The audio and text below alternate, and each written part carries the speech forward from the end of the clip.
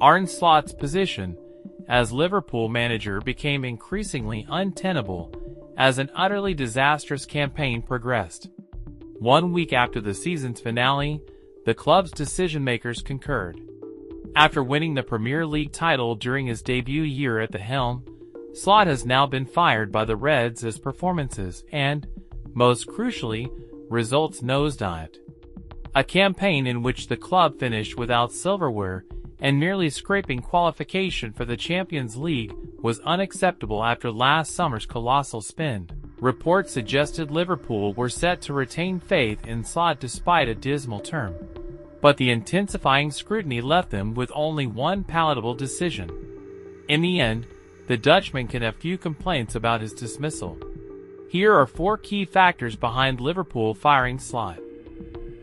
I think there comes a point in a season where maybe things have gone so bad, and even they might not be your fault, they may not be the fault of the manager, but they become so bad and the team is so different to the team that you took over that maybe now you are no longer the man to move that team forward. And I think that's the case with Slot, in the sense that he came over to Liverpool and took over a well-oiled machine, and really his remit was just to kick on, right, just to build on what Klopp had left him.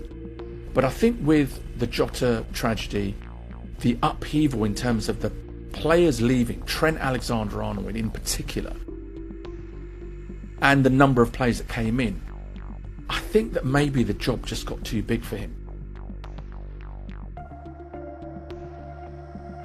For only the second time in the Premier League era and first since the competition's inaugural campaign, Liverpool suffered 20 defeats across all competitions. Understandably, for a club of their stature, that's wholly unacceptable.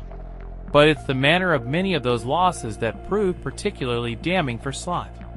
A quarter of the season's defeats came by 3 or more goals, including humiliating moments at the hands of Nottingham Forest, PSV Eindhoven and Crystal Palace. 7 defeats arrived without Liverpool even scoring, 9 involved the Reds conceding 3 or more times, and 5 were losses suffered in stoppage time. Such a large sample size of embarrassment painted an incredibly ugly picture. Liverpool not only swept aside by Europe's behemoths, but comfortably overcome by the Premier League's middle class too. It's a weird one, because you can't underestimate how good we were in that first period, like 3/4 of the first season he came in. And when he came in, he brought a sense of calm. So I don't think it's any personal issue that he had with the pressure of the job. I think he was well equipped for that. I think the way he dealt with journalists in press conferences was absolutely outstanding. You know, he was always very honest and very open. But I just think the opposition that he was trying to control and the circumstances of the matches that he tried to just bring calm and control into, it just didn't seem to really work. And I just think what let him down, really, in my opinion, was his man management. He ran a lot of his players into the ground and he didn't rotate very much. He didn't incorporate the youth very much. And how long did it take for him to finally put Rio and Gumoa into the team? It took way too long. We saw flashes of 10 minutes of brilliance at the end of games, and you know, it's much more direct than we had a lot of last season. But I think a lot of his personal relationships with the players have broken down. No, I'm not saying that's his fault. Some of that can just be the players' fault. I think he just had a very difficult time. What made Liverpool such a devastating side under Jurgen Klopp was their gegenpressing philosophy. Intensity was always king. However, the Reds have lost that offense-first mentality under Slot, the measured approach taken in his first campaign becoming increasingly pedestrian with each passing week. Liverpool are a club renowned for aesthetically pleasing soccer, supported by fans who demand attacking intent and a never-say-die attitude. A team that was built around work ethic and selflessness transitioned into a technically proficient outfit scared to be physical. Naturally, Liverpool were straightforward to play against last season. Their misfiring defense left exposed by a soft center and apathetic forward line out of possession.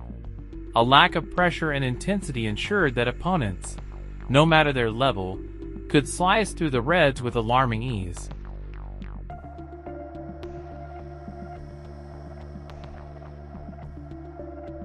Slot's reinvention of Ryan Gravenberch in his debut season proved key to Liverpool winning the Premier League title, and offered reassurance of his ability to develop individuals.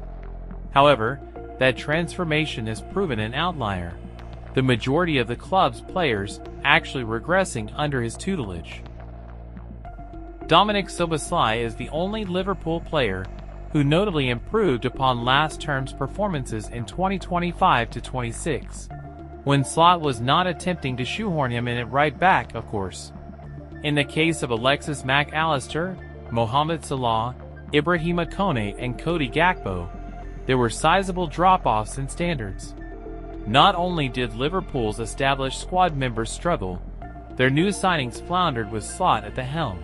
Hugo Ekitike was the only success story from a chastening campaign, Slot unable to maximize the potential of Florian Wirtz, Alexander Isak, Jeremy Frimpong, and, for the most part, Milos Kerkez.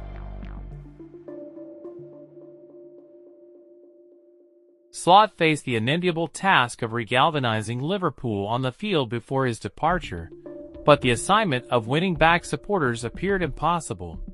Even the most ardent and loyal Slot sympathizers had run out of excuses come the campaign's conclusion.